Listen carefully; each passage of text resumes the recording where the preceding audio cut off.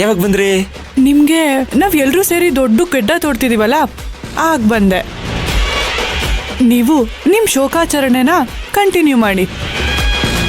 ನಾವು ಕೆಡ್ಡನ ಚಿಕ್ಕದಾಗಿ ತೋಡಿದೀವಿ, ದೊಡ್ಡದಾಗಿ ತೋಡ್ದಾಗ ಕರಿತೀವಿ, ನೀವು ಮುಂದುವರ್ಸಿ. ಆಯ್ತು. ಸುಳ್ಳೇನಾದ್ರೂ ಹೇಳಿದ್ನ ಹೇಳಿ. ಅಲ್ಲ, ಆ ವಾಕೋಕ್ರಾಗ ಮಾತಾಡೋ ವಾಸಂತಿನೋ ಮತ್ತೆ ಆ ದಂಟ್ಪಿಂಡ ಮಗನು ಇಬ್ರು ಮನೆ ಕರ್ಕೊಂಡು ಬಂದಿದ್ದೀರಾ. ಅಲ್ಲ, ಅದೆಂತ ದೊಡ್ಡ ತಪ್ಪಂತ ನಿಮಗೆ ಗೊತ್ತಾ? ಬಿಟ್ಟಿಯಾಗಿ ಊಟಕ್ಕೆ ಸೇವೆ ಮಾಡೋದಕ್ಕೆ ನನಗಂತೂ ಸ್ವಲ್ಪನೂ ಇಷ್ಟ ಇಲ್ಲ. ಏನ್ ಮಾತಾಡ್ತಿದ್ದೀರಾ ನೀವು? ಇರೋದನ್ನೇ ಹೇಳ್ತಾ ಇದ್ದೀನಿ, ಒಳ್ಳೇದಕ್ಕೆ ಹೇಳ್ತಿರೋದು. ಸಂಬಂಧನ ಸಂಬಂಧಿಕರನ್ನ ಕೀಳಾಗಿ ನೋಡೋದು ಒಳ್ಳೇದಾ? ನಾವು ಒಂಟಿಯಾಗಿ ಹುಟ್ಟಿರ್ಬೋದು, ಒಂಟಿಯಾಗಿ ಬೆಳಿಲೂಬಹುದು, ಆದ್ರೆ ಒಂಟಿಯಾಗಿ ಬದುಕಕ್ಕಾಗಲ್ಲ. ನೆಂಟ್ರು ಬಂಧು ಬಳಗ ಅಂತ ಎಲ್ಲರೂ ಇರಬೇಕು. ನಮಗೆ ಕಷ್ಟ ಅಂತ ಬಂದಾಗ ಕನಿಷ್ಠ 5-6 ಜನ ಸಮಾಧಾನ ಮಾಡಕ್ಕೆ, ಕಣ್ಣೀರು ಒರ್ಸಕ್ಕಾದ್ರೂ ಇರಲೇಬೇಕು. ಒಬ್ಬೊಬ್ರೆ ಬದುಕೋದು, ಒಬ್ಬೊಬ್ರೆ ಸಾಯಕ್ಕಲ್ಲ ನಾವು ಭೂಮಿ ಮೇಲೆ ಬಂದಿರೋದು.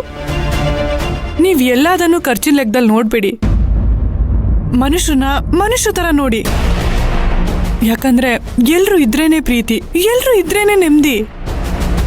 ಸಂಬಂಧಿಕರಿಗೆ ಬೆಲೆ ಕೊಡೋದನ್ನ ಕಲೀರಿ.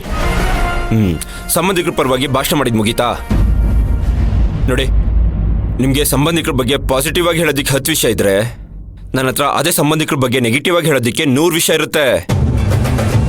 ಬಂಧು ಬಳಗ ಅವರಿಂದ ನೆಮ್ಮದಿ ಸಿಗ್ಬೋದು, ಸ್ವರ್ಗೋತ್ತರನೂ ಇರ್ಬೋದು, ಆದ್ರೆ ಆ ಸ್ವರ್ಗ ನನಗ್ ಬೇಡ. ಈ ರಕ್ತ ಸಂಬಂಧ ತಲೆನೋವಂತೂ ನನಗ್ ಬೇಡವೇ ಬೇಡ. ಸಂಬಂಧನೇ ಬೇಡ ಅನ್ನೋರು ಮದ್ವೆ ಯಾಕಾದ್ರಿ? ಒಂಟಿಯಾಗಿ ಆರಾಮಾಗಿ ಬದುಕ್ಬೋದಿತ್ತಲ್ವಾ? ಬದುಕನ ಅಂತ ನಾನು ಕೊಂಬೆ ಇಟ್ಕೊಂಡಿದ್ದು, ಆಮೇಲೆ ಗೊತ್ತಾಯ್ತು ಅದು ಕೊಂಬೆ ಅಲ್ಲ, ಹಾವು ಅಂತ. ಈಗ ಬದುಕಕ್ಕೂ ಆಗ್ತಿಲ್ಲ, ಈ ಕಡೆ ಸಾಯೋದಕ್ಕೂ ಆಗ್ತಿಲ್ಲ. ಎಲ್ಲ ನನ್ನ ಕರ್ಮ.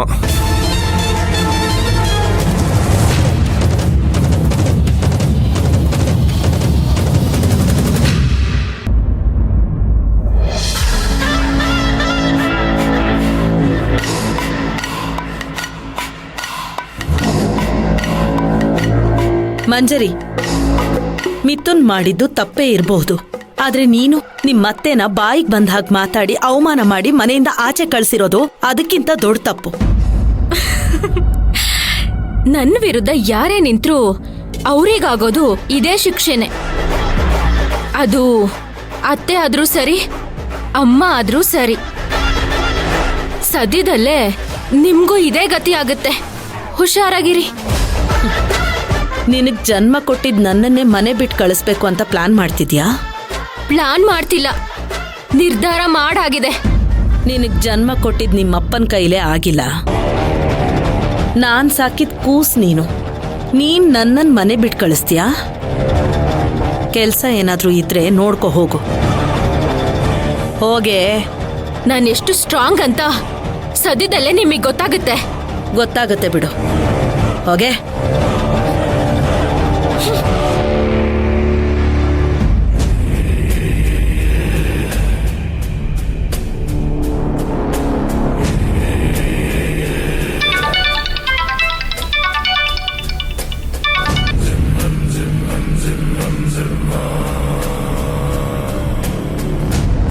ಏನಮ್ಮ ವಾಸಂತಿ ಅಮ್ಮ, ಚೆನ್ನಾಗಿದ್ದೀರಾ? ನಾನ್ ಸೂಪರ್ ಆಗಿದ್ದೀನಿ. ನೀನ್ ಹೇಗಿದ್ಯಾ ನನ್ ಸೊಸೆ?